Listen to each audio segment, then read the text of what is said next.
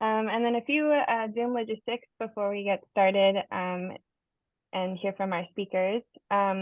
Your questions are welcome throughout this conversation. We'll kind of kick it off with some prepared questions, but we'd love to hear what the audience's thoughts are throughout this. So definitely leave your questions in the chat box, and we'll hopefully get to those as best we can. And we ask that you remain on mute so that we can best hear everyone. And we also, if there's any disruption or of the meetings of any sort, we'll reserve the right to end the meeting and follow up with you all. So if you haven't joined us for a speaker series yet this year, we have a speaker series about accelerating climate resilience through a grant program we have here at MAPC. And this is really to highlight and kind of elevate these conversations that we have about accelerating and advancing climate resilience. And so we like to gather practitioners in the communities and hear about the ways that they advance climate resilience in their work. So, we talk about things from resilience hubs to climate resilience and racial justice, to mental health and climate resilience, and now today, Cleantech in our communities. So thanks for joining us. So this webinar is in collaboration with MAPC's Economic Development Department. So we're really excited to hear from our Chief of Economic Development, Angela Brown. I'll turn it over to her to give a little bit of intro.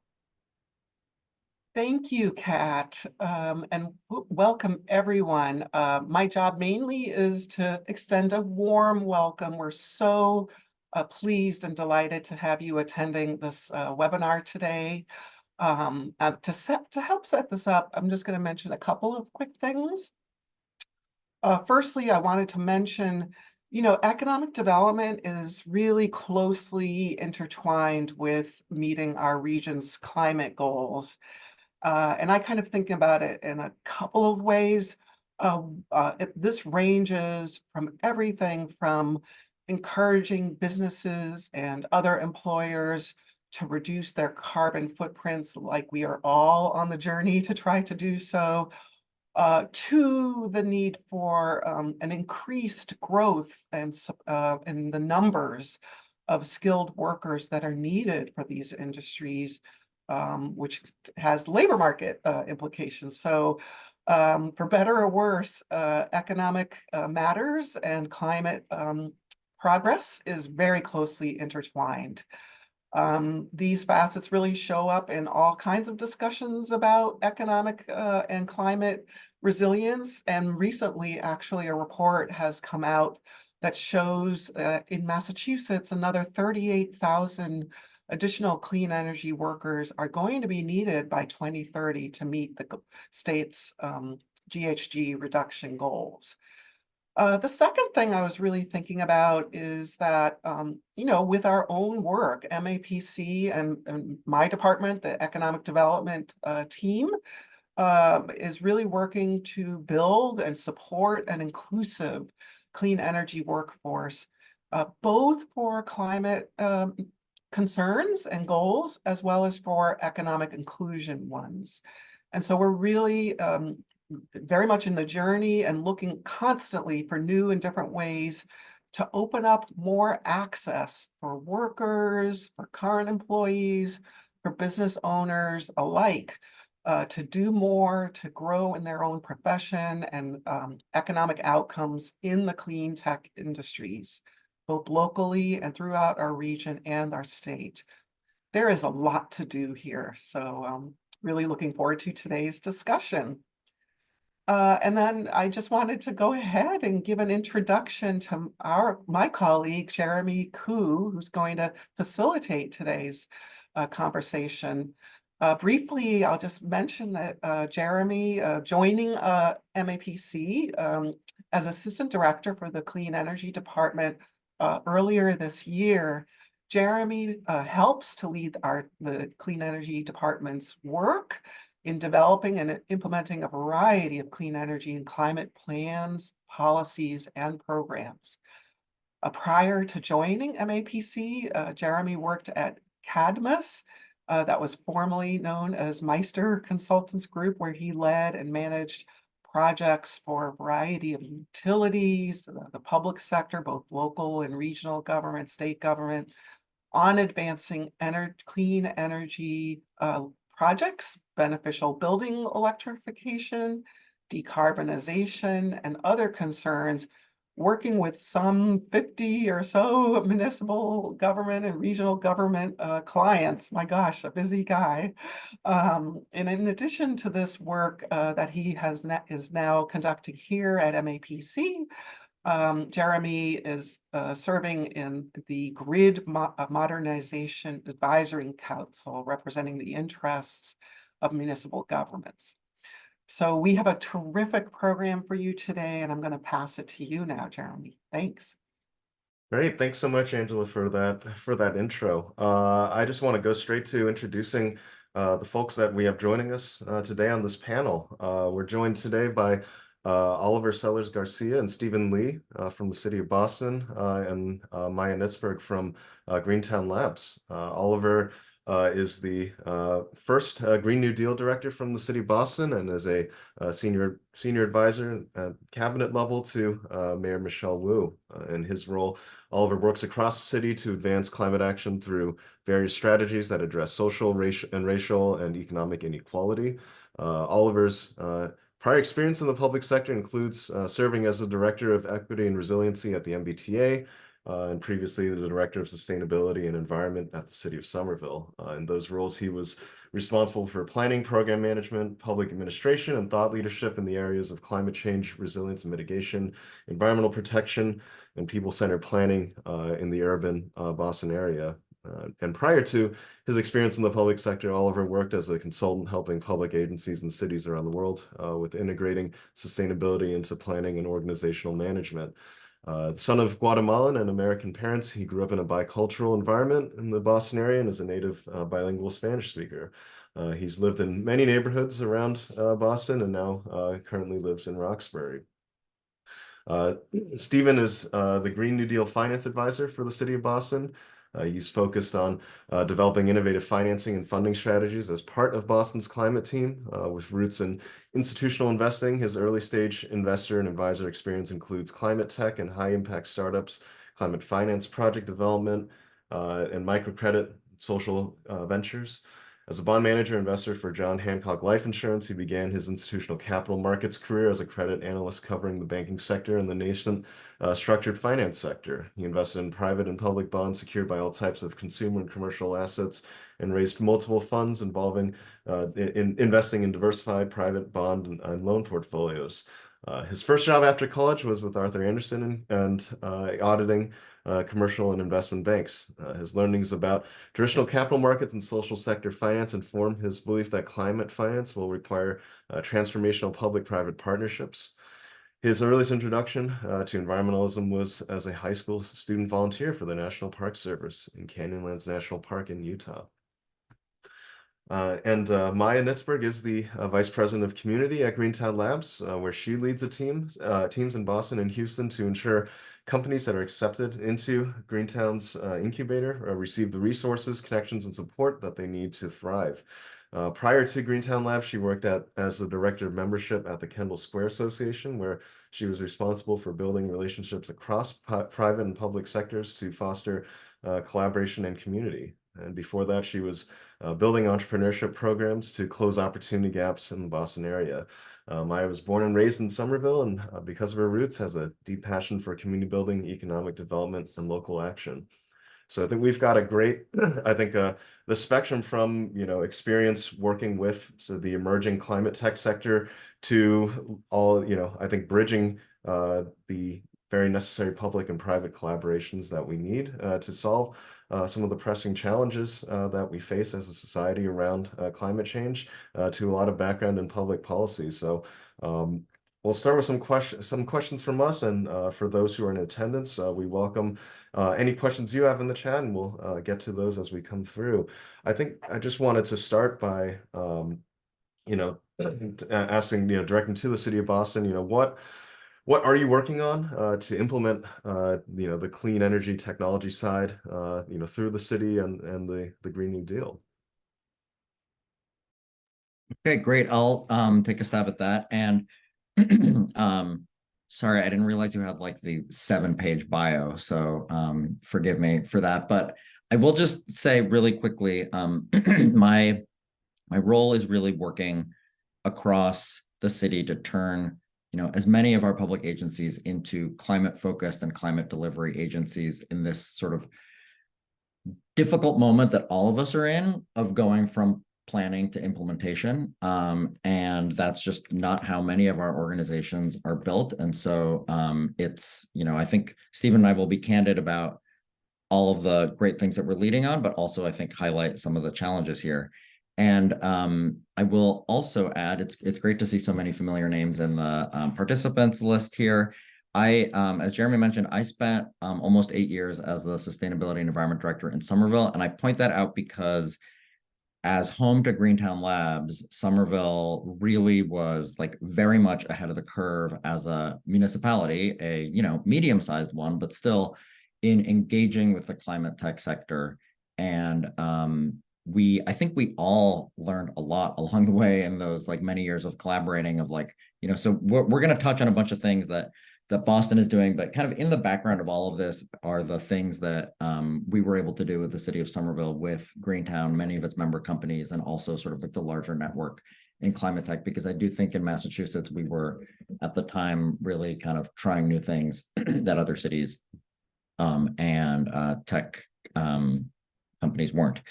So with all of that, I'll go to Jeremy's question, and then Stephen will like add on and save me with like actual details. But at the high level, I'll say that, we look at what we're doing in climate tech in a few different ways. I'm not going to cover all of like the kind of ways to conceive of it and put it into buckets, but I think at a really simple standpoint, I think from an economic development perspective, there's kind of two ways to think about what we're trying to accomplish here. One is really to grow a sector based off of like good jobs in Boston. So really thinking about how the climate tech space, with more investment, more partnerships, more of everything, we'll fill in the blanks later that we're doing, how are we actually getting good careers in Boston? And how are we making sure that as we do that, we're really, not taking our eye off the ball of needing jobs for workers who do not have college degrees, bring in more diversity into the workforce. Like this is a job development opportunity. But, in parallel to that, we're also very cognizant that, Mayor Wu has a vision, you might have heard her talk about, of having Boston really be like the center of a mission-driven economy. And that includes a lot of different sectors, healthcare and education obviously fit in very well there, but really like we want to be the regional center of an economy that is like actually trying to make the world better. And climate tech is such a perfect example for that. So, we're really looking to make sure that we have all of the different pieces in place, or many of the pieces in place, so that, even if we're not directly benefiting like on day one from our economic development efforts, we are doing it in a sector that is advancing global needs that are the highest priority for us. And then on a more concrete level, I'd say that we also have again, this is something that we really started to work on in Somerville, but we have a narrower but more concrete role as a procurer of climate technologies, and that can be, think of it at a very broad range of, actually like buying goods and services to like, engaging in more like pilot projects, things like that. But, we are a large, obviously, we have a large footprint in the city of Boston, and we have a role that we can have there. And finally, I'll say this is really like I think a special, hopefully not short-lived or unique moment in Massachusetts, where like we're just so aligned with the state and federal administrations. I really do think that the governor's Team Massachusetts view is the one that we share as well. And so I'd say a big part of what we're looking to do on climate tech is coordinate, be additive, make the most of the leadership that the state is showing as well. And that's really gonna, I think, provide municipalities, because I think that's most of the people on this call, an opportunity to play at a lot of different scales. Coming from a smaller city prior, I understand like what some of the constraints are. And I think even, you know, smaller towns all the way up to Boston have an opportunity to work with the Commonwealth on that.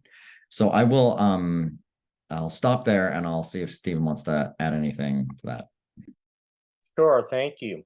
I'd perhaps I can chime in and just add that you know, in addition to what Oliver has said, I think the city of Boston is naturally keen on trying to figure out in this particular moment in history with, you know, large scale federal funding and opportunities with the Inflation Reduction Act.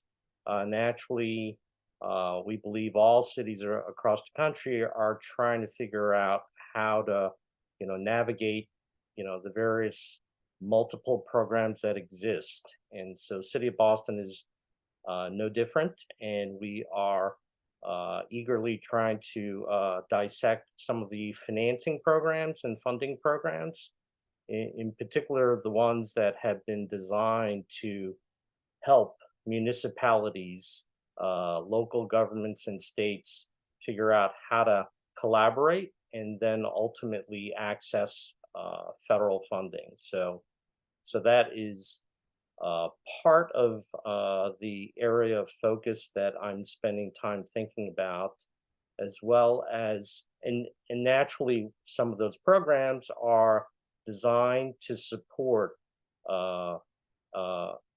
deployment of commercial technologies as well as new emerging innovative technologies. And so naturally cities are trying to figure out how to do both.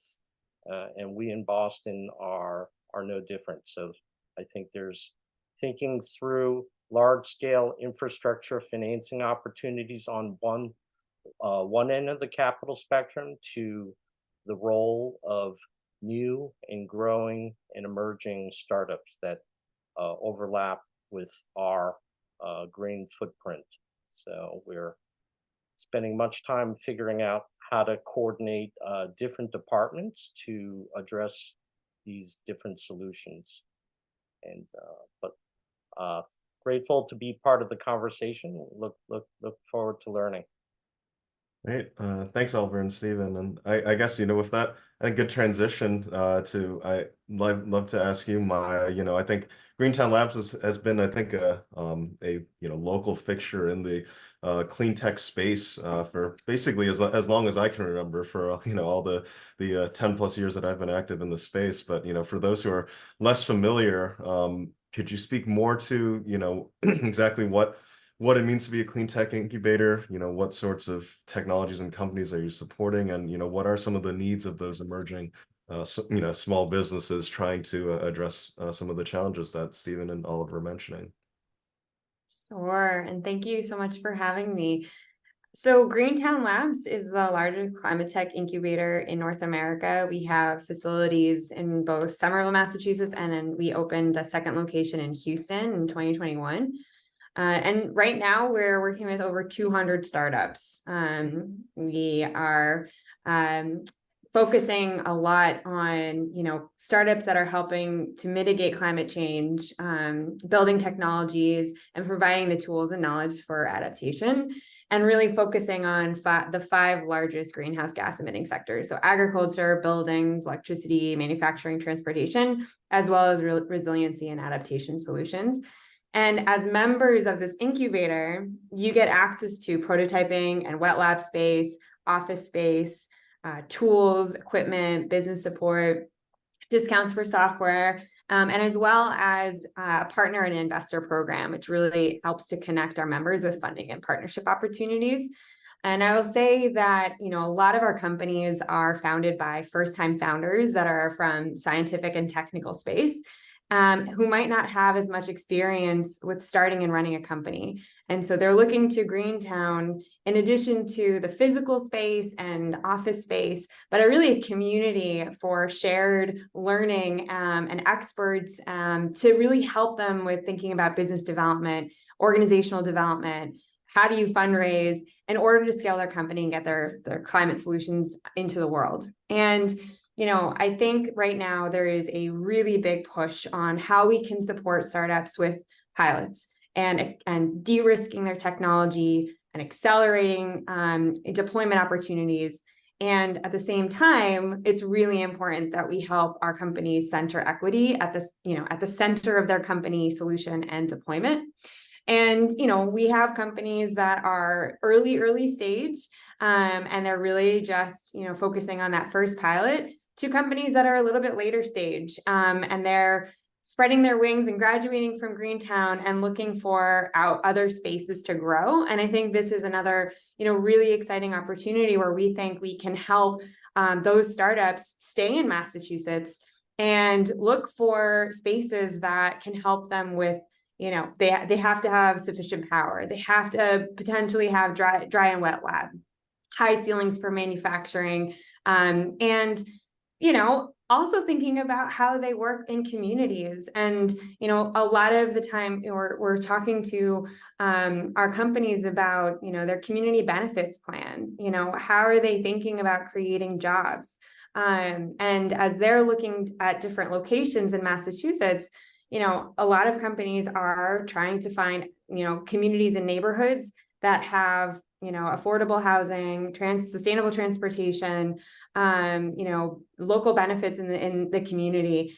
And so I think for us, really getting to understand some of the community needs, right now identifying real estate brokers and experts to identify those spaces for these emerging startups who are ready to grow, that might offer them more, strategic consulting, property due diligence, that financial analysis, because they're at a different stage, as well as helping them to establish those operations. And we can help companies, again, in our prototyping spaces and giving them, a sense of what they might need as they graduate, as they scale. But I think what's really exciting for us is seeing a lot of these companies that have graduated into these larger spaces.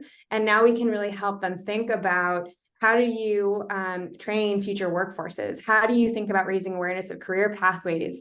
How are you, working with these communities to address their needs?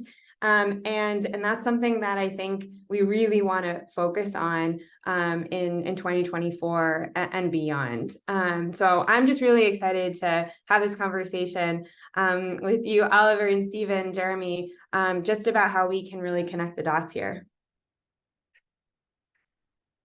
Great. Thank you for that intro, Maya. I think since both you and Oliver, brought this up, I wanted to ask, I guess to you, Maya, how do you, what are some of the ways that you, work on, promoting the sort of those DEI initiatives within the, the companies that are within your incubation and also the industry more broadly. And then, after that, to Oliver, what are some of the ways that the city is pursuing how to ensure that sort of the investment in workforce is going to some of those traditionally underserved groups?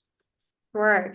So, I think it's really important that we are embedding DEI into the company from the very, very beginning. And so, we're providing resources and experts to really provide, creating those equitable hiring practices, for example, as an early stage founder that might not have gotten an MBA, really making sure that they are thinking about, how do you take the bias out of interviews? How are you designing a code of conduct or conflict of interest policies as they grow their company? How are you thinking about, benefits and perks?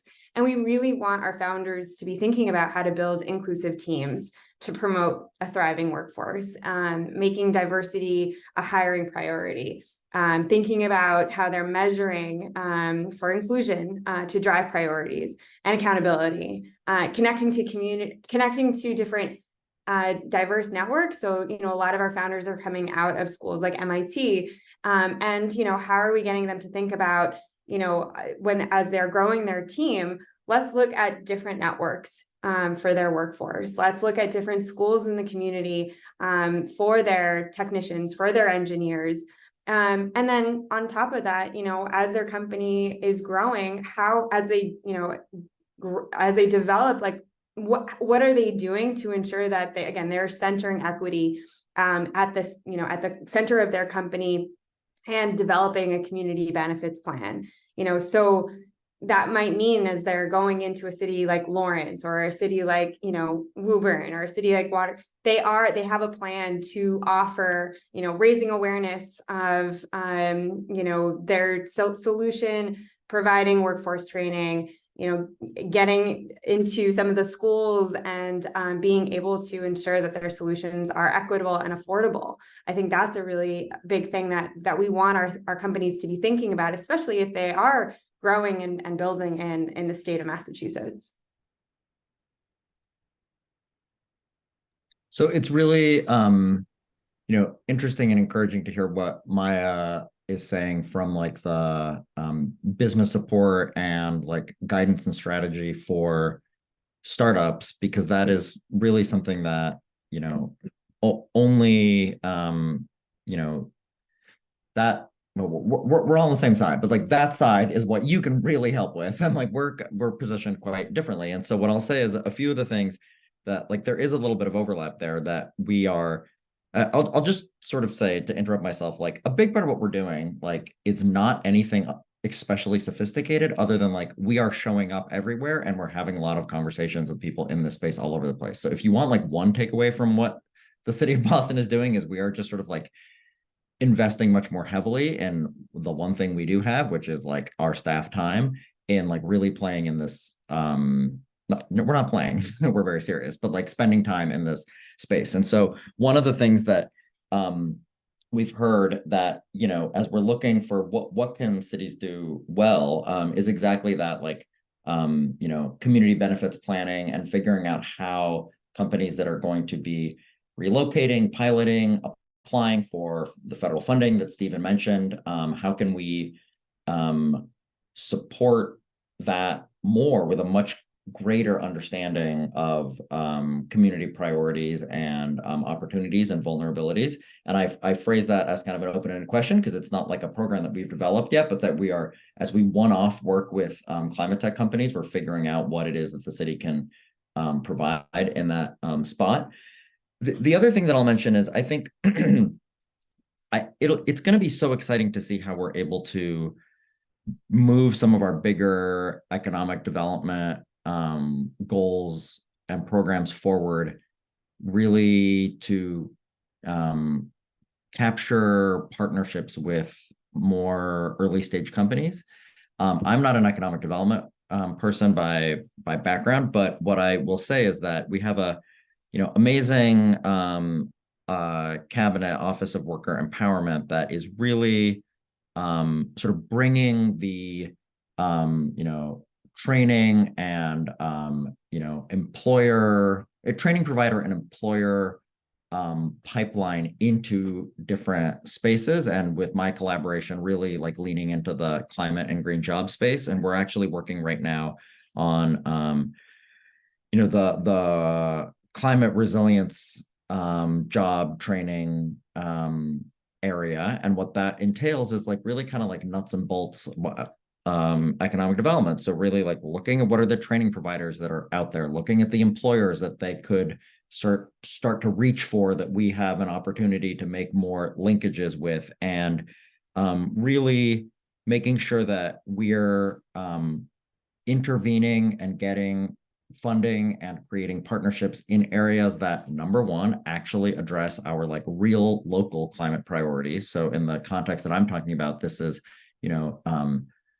flooding and coastal vulnerability, and working, to create, not create, because we're not creating it all, but really to like work with career training organizations that are going to set people up for like a real job that we know could be there, and also not such a narrow job that if the world changes, that's not a job that that is going to, that employer that agreed to is going to be able to be there for. I see this as a really kind of like traditional model, but what's new is that we're really trying to apply it in a different climate space. I'm excited to see, as I mentioned, like how we can do this with smaller employers that don't know what they're going to be doing in 6 months, let alone like the 5 years when like the training program produces a graduate, right? I think it's like yet to be seen how we figure all this out, but I think it's going to be critical because we do hear it from a lot of climate tech startups. I'm sure like Maya will agree, like, workforce and talent is like extremely important. And we're really pushing to have that be like a broader range of talent. And I would say that we're already seeing examples of this. We have companies that are, in Western Mass. We have a company called Florent, a minority-owned Massachusetts-based company. And, they have this next generation of high energy density ultracapacitors. So I see your question, Joseph, about some of the emerging technologies from Greentown. This is a company that is growing really quickly. Their first pilot production facility is located in South Deerfield. And they are leveraging hemp biomass grown regeneratively from BIPOC farmers. And they are working with UMass Amherst. I mean, this is, a company that's really seeing that it's so important to work with the community, work with those public partners, private partners, getting the financing to like really think about the sustainability. And then they're hiring a local workforce. They're hiring and building, training programs for this. And so, we're definitely seeing more and more of these earlier stage companies that are collaborating with these, with municipalities across the state, and really thinking about how they're, growing their company is actually going to make an impact on these communities that they're part of. Which I see as just, ideal for a lot of the companies that we're working with. I think that is something that we want to drive more and more startups to be thinking about. Great, thanks. Perhaps Sorry, go ahead, Stephen. Perhaps I could just chime in as a follow-up to Oliver and Maya. We are very impressed with, what we have learned from, Greentown Labs, and I think the depth and breadth of startups that they have in each of these different sectors. And, whether it's buildings, transportation, food and ag, I think there is overlap with a city of Boston's carbon footprint. So naturally, we're closely studying and learning from, some of these early stage technologies that, marry well with our buildings footprint, which is, 3/4 of the city's carbon footprint. So naturally, we're very motivated to better understand new building technologies, whether it's, on the material science side with, low carbon, low embodied carbon type materials to, new building envelope type technologies to electrification, including, heat pumps, which is something that all cities are naturally spending much time trying to figure out how to evaluate, how to procure, how to pilot. And so I think we're definitely, inspired by, some of the gems that we have in the region, Greentown, in Cambridge and Boston, and trying to figure out how to partner and leverage and be additive. And so we're looking forward to learning more about emerging technologies and how that can solve the city's problems. Right. Yeah. Thanks, everyone. I think one of the things I think you mentioned, Stephen, was sort of a list of things that you are looking into currently, and how to accelerate their deployment. Are there particular gaps that you see right now that you're looking for, technology solutions, whether it's because there's, there's just a need that's not being met that's in the market right now, or, things that are commercialized are too expensive, or what are you seeing right now? Well, I think, in terms of gaps, I'm spending much time thinking about financing gaps, also thinking about technology gaps and operationalizing some of these technologies. On the financing gap side, if we're talking about gaps, we're naturally thinking through how the financing and the funding strategies might all kind of work together. And the fact of the matter is, many of these technologies are still very early stage. They need to be de-risked, and there are various public sector programs that are designed to help the evaluation and deployment of those technologies. So I think one gap is naturally trying to identify more de-risking capital, and naturally we have we're spending time thinking about the importance of public-private partnerships and the braiding of capital that we are very aware of. And the fact that we have this new Massachusetts Community Climate Bank that is very gives me a lot of hope and excitement that would be part of this kind of gap financing strategy. The role of a green bank is to serve that de-risking role. And we as a city are naturally working closely with them to try to figure out how to finance and fund some of these early stage technologies. And so that is a financing gap. On the technology side, I think we're evaluating naturally all those different sectors, particularly buildings and transportation, which dominate, probably account for 95% of our footprint.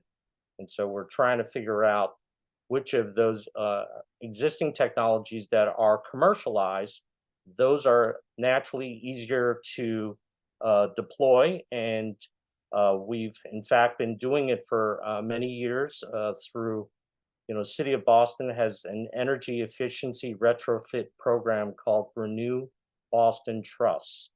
And we've been, I believe we're on our third phase where the city is trying to decarbonize its own building stock using, existing commercialized technologies of, energy efficiency, water conservation, but increasingly looking at kind of the next phase of technologies that might be ready to deploy and adopt.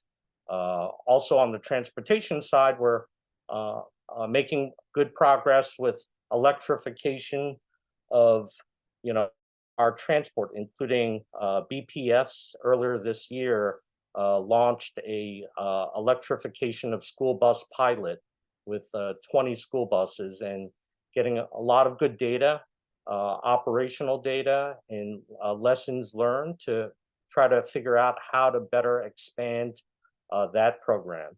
I think as well on transport, there is the electric vehicle curbside charging program that we launched earlier this year through an RFP.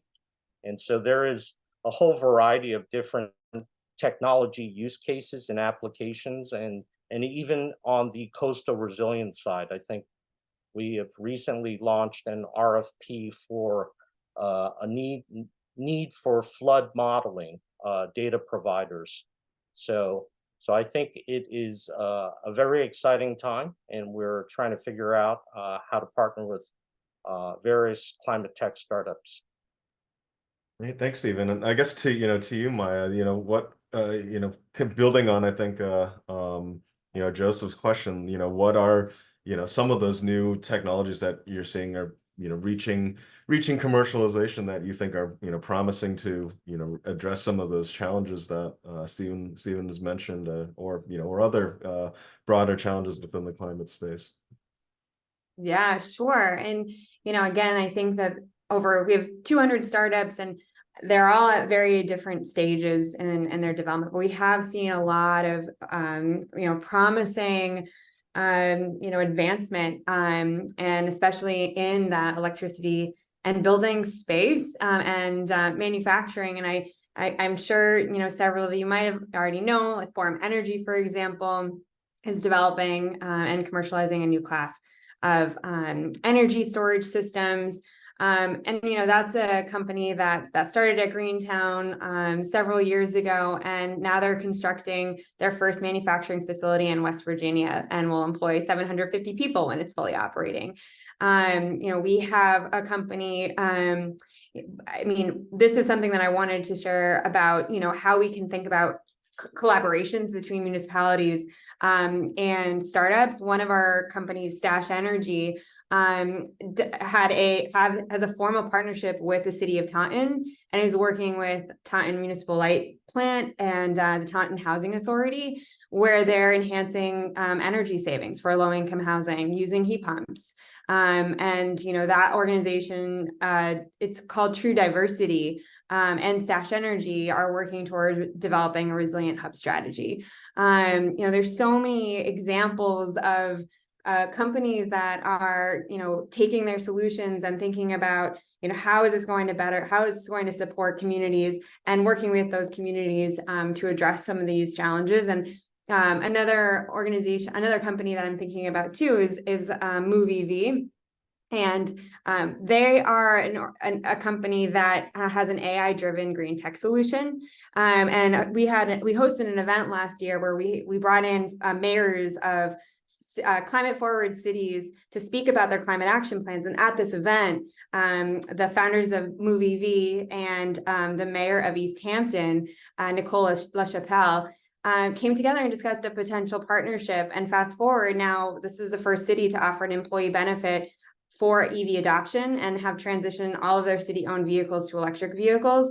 And MAPC is a part of classrooms where they're getting students to actually, build EVs and raising awareness of EV, and igniting that passion for STEM and for climate change. And so, these are some examples, and there's so many other companies, I think, that are now, you've heard of Commonwealth Fusion Systems that are in Devens, where they're bringing clean fusion energy, and they're established a campus that is also planning to provide STEM education, job creation. So there's a lot of examples of companies on the earlier stage, all the way to companies that are more at that point of commercialization, that are building, these demonstration pilots to really think about that next, how we mitigate and adapt to this next where we're at today. And so, I can continue to go into further examples, but again, we know that the technology and innovation is out there, and I think that as Stephen says, there are innovative ways to find that financing to support the development of these technologies, and we just got to find more of it, make those collaborations. Yeah, absolutely. I mean, on the topic of collaborations, I guess, how has, what has been Greentown Labs' history of, interacting with, folks like City of Boston or other municipalities, and trying to, pilot those, public-private collaborations, and where do you see some of the challenges that you face with standing more of those up? Yeah, so, we know that every city and town is different. These, projects can be very complex, and I think that every municipality has their own challenges that they're thinking about, and, very busy. And so I think for Greentown, what we're realizing more and more is like how we can think about getting to know people in these cities, getting to know these communities, understanding their challenges, identifying areas for those collaborations, with making sure that our focus is on equity, of course, and climate resilience, and looking for sustainable funding opportunities. For startups, this is an area that I think they're still trying to figure this out. How do you navigate collaboration with municipalities? I know NECEC put out a guide for startups to think about, how do you even approach municipalities? How are you thinking about navigating the procurement processes? understanding the municipal budget process, effective communication methods, who to contact, understanding local forms of government. And so I think if we provide on our end, more of those resources to really help these startups, think about, lowering those barriers. On the flip side, really working to bring these communities together, bring those city leaders, into Greentown, or where we can go to these communities to hear the challenges that the community faces, and ultimately come up with these, projects together. Great, thanks, Maya. And I guess I want to, pivot as well. Stephen, you have been talking about the sorts of, public-private collaborations as well. What has been, I think, some of Boston's history here around, testing out some of those new technologies, and where do you hope to see further growth? Thank you. I know that to the point Oliver made earlier about procurement, we have heard much feedback as to where cities can kind of take a leadership role, and particularly with startups that are looking to de-risk by being able to enter into pilots with municipalities and procurement strategies. Since procurement is something that is governed by state law, we are keen to figure out how to start thinking about green procurement strategies. And that is something that I think is inspired by lessons learned, lessons that we are learning real time from announcements coming from the federal level with programs such as the Federal Buy Clean initiative, focused on low carbon materials, and states that have signed up for that federal state partnership naturally include the state of Massachusetts. So we as a city, a Green New Deal city, are eager to figure out how we can think about green, future green procurement strategies where we can, play a role in helping startups de-risk, within existing procurement rules. But I'm hopeful. I'm aware of recent changes or recent programs on the procurement side, including a program called the Sheltered Market Program that expands on existing procurement processes that are focused on including minority and women-owned businesses. And so hopefully this is an example of, potential ways that, cities across the Commonwealth can engage, particularly with a diverse founders and startups. So I think as well, in terms of public-private partnerships, I had mentioned earlier that the city is thinking through federal Inflation Reduction Act programs. There's a particular program that is Title 17, which is specifically designed for cities and states to work together to access federal loan guarantees or federal loans. That particular program is worth learning more about. It's complicated. It involves engagement with and partnership with your state to co-invest in your particular strategy. And so that's something that I think the folks at the Department of Energy and the Loan Program Office are working with municipalities across the country to try to figure out, and we are no different. We're part of that group. Great, thanks, Stephen. I want to pivot to a question in the chat from Manir. Can Oliver and Stephen describe how they are thinking about a holistic systems approach to the transition? For example, a big thrust to EV can put grid operations in peril. That's like a big question that will take hours for me to say. Like, we haven't figured it out. So sorry to disappoint you, but I guess what I would say is actually to flip it on its head a little bit. Like, I hear this is not what you're saying, Munir, but like I hear this a lot, and then the next thing that people say is like, so let's hold on.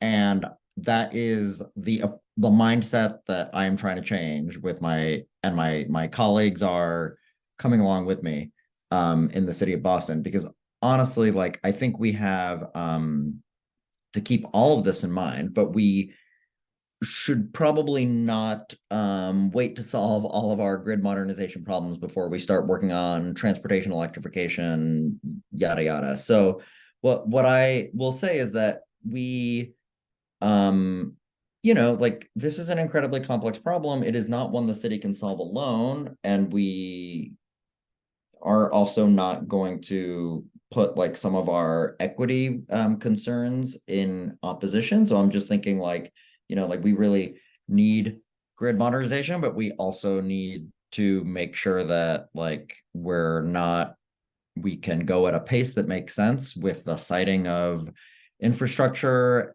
that is paired with benefits for our community. So that's a little bit of like the systems approach that that you're asking about. I think specifically with transportation, this is like the electric vehicles. This is like the fun one where I can get all my moral high ground, because I can say like we're doing a lot on electric vehicle charging, but we're doing it so that we can show how you get it done in a place that still is not trying to incentivize car trips and car ownership. So I actually think that, there are, of course, like larger system upgrades that are needed to support transportation electrification. But in the particular area that you mentioned, I think our whole goal is to how to kind of like slip this in a equitable way that works with our urban design and, more importantly, like mobility goals, and to continue to be a city where people are going to take transit, walk, and cycle primarily, and have that be the way that we deal with some of the could seem like pressing system upgrades, when really it's just maybe it's transit signal prioritization on a bus corridor is what's going to make the difference between like making more electric vehicle ownership feasible. So that's my partial answer to your question, but it's a good one and a really big one. I would just chime in and add my 2 cents on that as well. Would include, longer term or medium term, or thinking and learning about, vehicle to grid type technologies that are, trying to figure out, how if you're using EVs, thinking about the future of virtual power plants and trying to, balance the supply and demand. And so we're excited that there are some local pilots here in Boston on the vehicle to grid front. I think earlier this summer with companies. Fermata Energy, I think, is the company that's working in a Dorchester housing project with National Car Rental, and so it's very exciting, along with a local community development financial institution, Blue Hub Capital. So it is it is part of the longer term thinking of needing to think on a systems basis. And anyway, that's what I wanted to offer.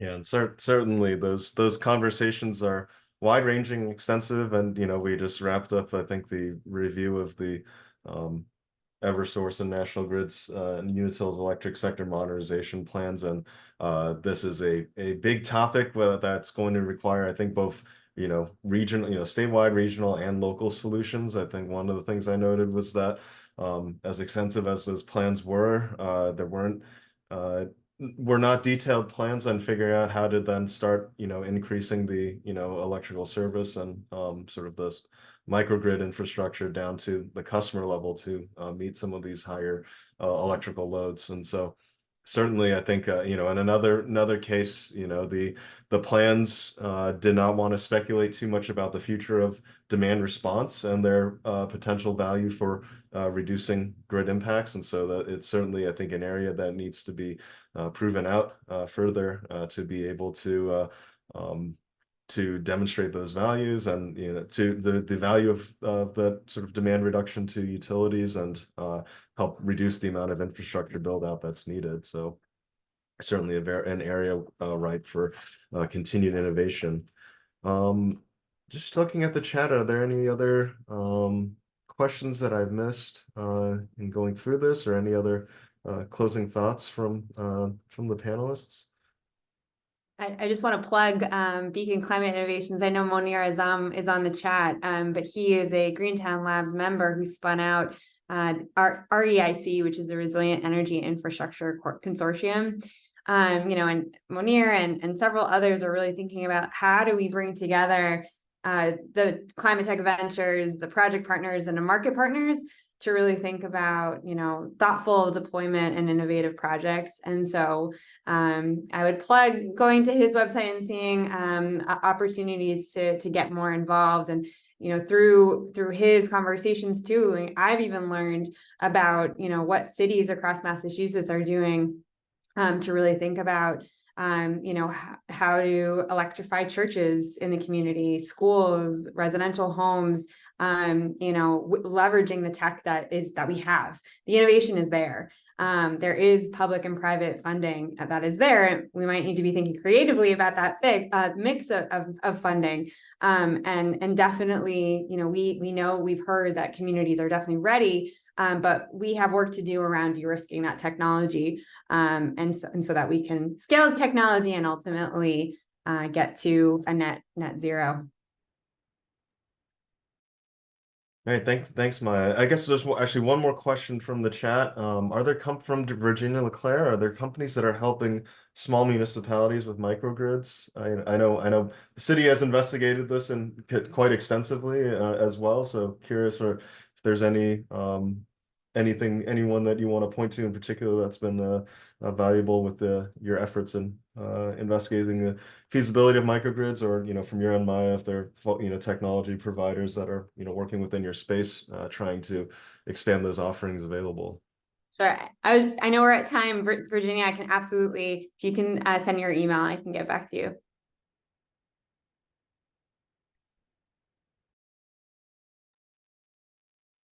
Well, great. With that, I think we're pretty much right at time, but I wanted to thank Maya, Oliver, Stephen, thank you all very much for your time. This was a great conversation to hear more about some of the emerging areas, both in technology and in collaboration between the private and public sector to address, you know, our imminent climate challenges. So thank you very much. And please do fill out, Elisa, drop the link in the chat, a link to the survey, and so that we can plan the next set of topics for our future webinars in the ACR speaker series. So thanks everyone for joining us. Thanks, everyone. Thank you, Jeremy. Thank you, everyone. Have a great day. Thanks, Paul.